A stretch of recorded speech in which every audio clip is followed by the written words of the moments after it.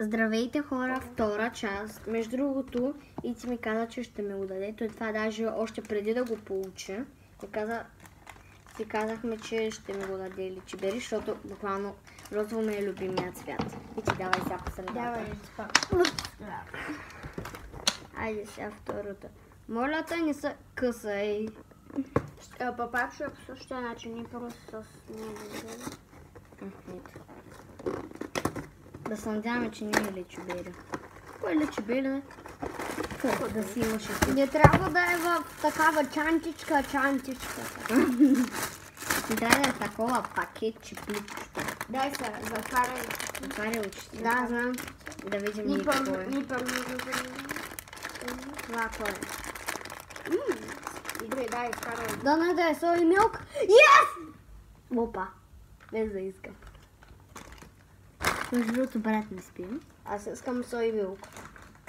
Айде. Много е як. Може да го Тия видя. пакетчета трябва ли те? Не. Ама на Ичи ще му трябва. Добре, Ичи, давай сега съм аз. Леко бе. Така, остават още 4 кутийки. Избираме си две.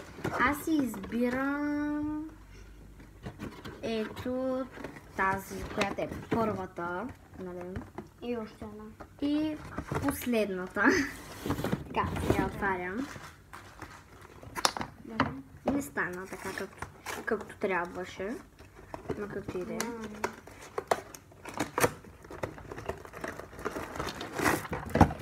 И так, няма так. Дай, затваряй. Ето. Затваряй. Трябва да се отваря също. Дано да е грейп. Нека бе. Искам да западне грин грейп. Ето. Леко. Искам да западне грин грейп. Издай грем. Направо ще го изкарам шугър. Yes. Да видя какво е. 3, 2, 1. Грин грейп!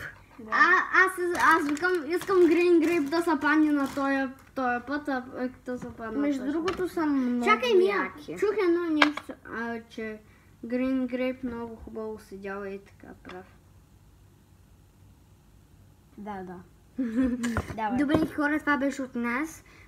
Очаквайте трета част и се абонирайте за още такива видеа. Чао! Чао.